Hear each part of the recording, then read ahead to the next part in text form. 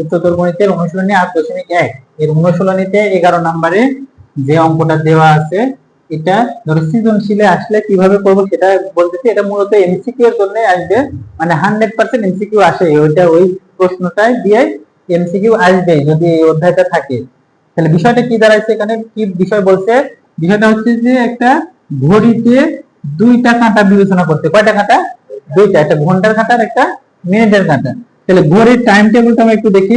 ঘড়িতে এখানে বাজে কত? 12টা, এখানে একটা, তারপরে দুইটা, তারপরে 3, এখানে আছে 4, এখানে 5, তারপরে এই সোজাসুজি কত? 12 সোজাসুজি 6, তারপরে আছে 7, 8 আছে, তারপরে এখানে আছে সোজা 9, এরপরে আছে এখানে 10 আর 11। এখন বলছে যে ঘড়িতে 9:30 বাজে। কয়টা বাজে?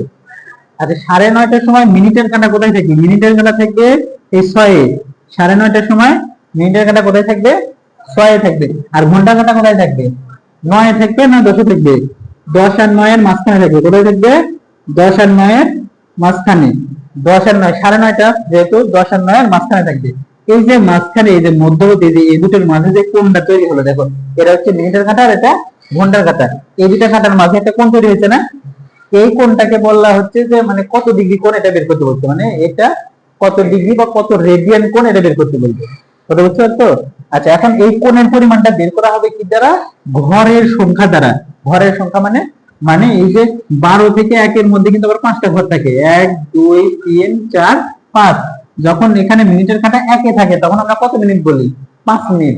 মিনিটের কাঁটা 1-এ থাকলে 5 মিনিট, 2-এ থাকলে 10 মিনিট, 15 মিনিট, 20 মিনিট, 25 মিনিট, কত? 30 মিনিট। তার মানে এখান থেকে এখানে ঘর, ছোট ছোট ঘর কয়টা আছে? 5টা ঘর আছে। তাহলে এরকম একটার মধ্যে 5টা, এতে আছে 12টা, তাহলে 5 12 60টা ঘর আছে। 5 12 কতগুলো ঘর আছে? 60টা ঘর আছে এখানে, 5 12 60টা। তো এটার বেসিক জিনিস যেটা, সেটা আগে আমাদের একটু জেনে নিতে হবে। এখানে দেখো মোট ঘর এখানে 60টা, মোট ঘর কত?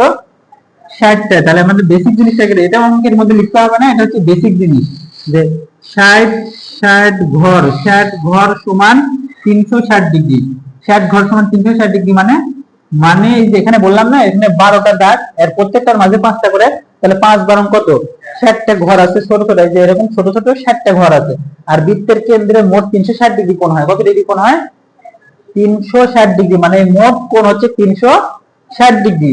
আর ঘর কয়টা? এটা 60টা ঘর। 60টা ঘর না? তাহলে 60 ঘর সমান কত ডিগ্রি হবে? 360 ডিগ্রি। তাহলে এক ঘর সমান 360 ভাগ কত?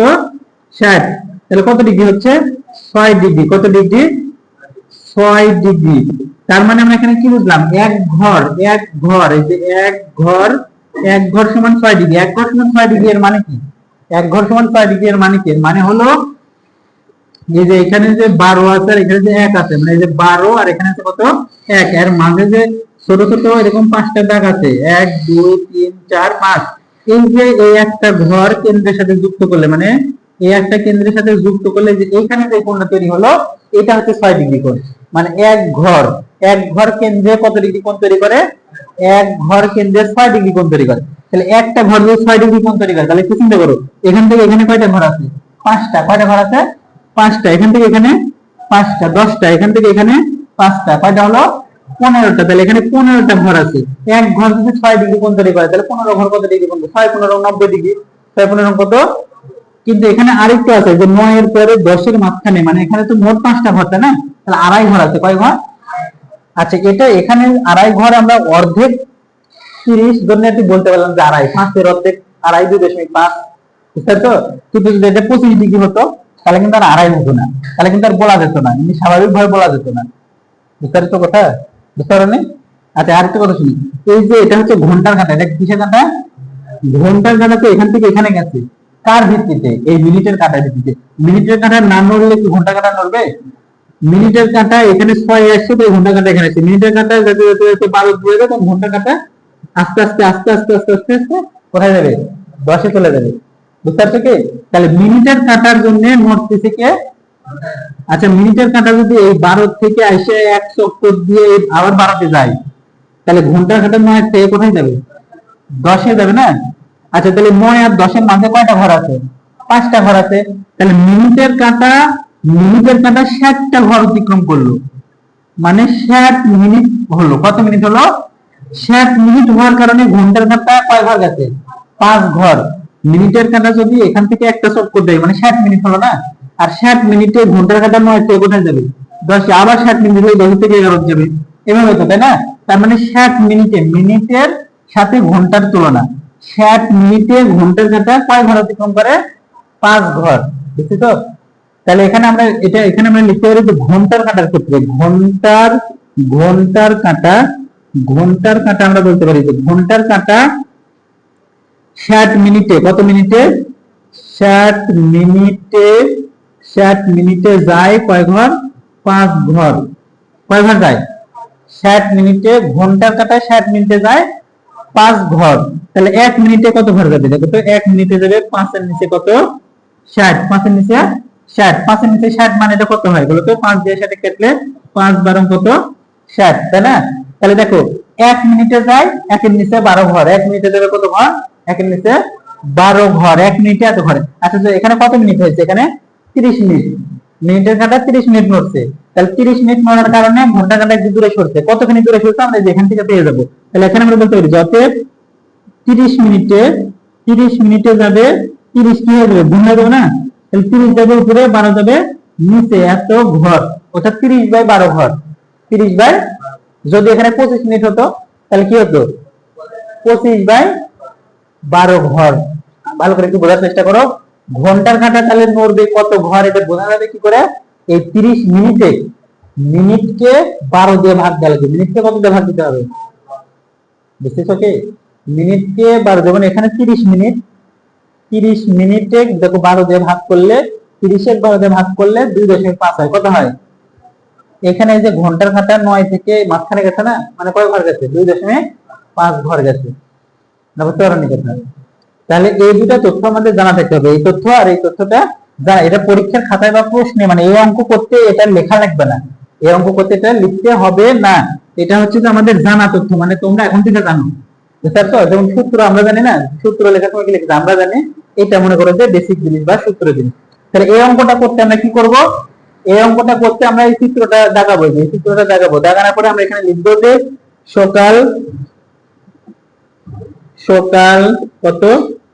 9:30টায় ঘড়ির, ঘড়ির ঘন্টা ও মিনিটের কাঁটার অন্তর্গত, অন্তর্গত ঘরের, ঘরের সংখ্যা, সংখ্যা দেখো এখানে কি দেখাও, সকাল 9:30টায় ঘন্টা ও মিনিটের কাঁটার অন্তর্গত, মানে মাঝখানে ঘরের সংখ্যা কতগুলো? এখান থেকে এখানে পূর্ণ সংখ্যার ঘর অবশ্যই থাকবে কিছুগুলো।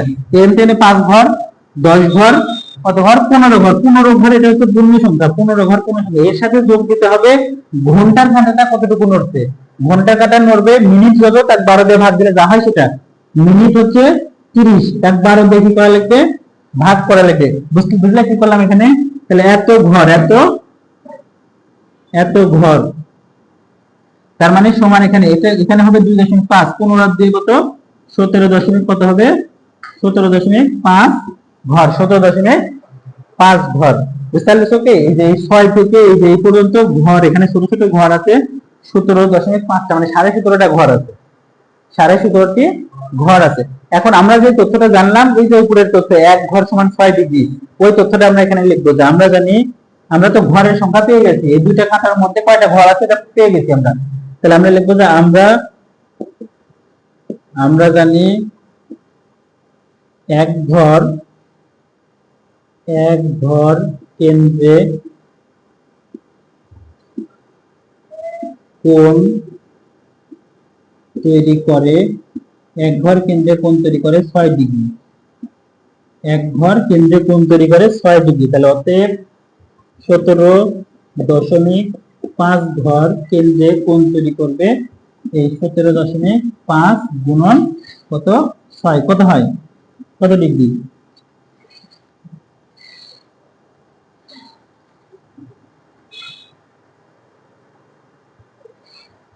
105 ডিগ্রি। 100 কত 105 ডিগ্রি। কি লিখলাম 105 ডিগ্রি। এটাকে আবার রেডিয়ান মান নেবে, তাহলে কি করব 105 গুণন পাই ডিভাইডেড 180। পাই ডিভাইডেড কত 180 রেডিয়ান। তাহলে 180 এর সাথে পাই মানে 3.1416 গুণ দাও, দিয়ে তার 180 তে ভাগ দাও। 105 এর সাথে 3.1416 গুণ দাও। 105 এর সাথে 3.1416 গুণ দিছো, দিয়ে 180 তে ভাগ দাও। কত আছে 1.832 এত রেডিয়ান। এত রেডিয়ান 1.832 এত রেডিয়ান। 1.832 রেডিয়ান বুঝতে কি? তাহলে এটা হচ্ছে যে ঘন্টার মিনিটে কাটা অন্তর্গত কোণের পার্থক্য। এখন সূত্রটা দেখো, এটা সহজে টেকনিকে মানে এমসিকিউ এর জন্য সূত্র।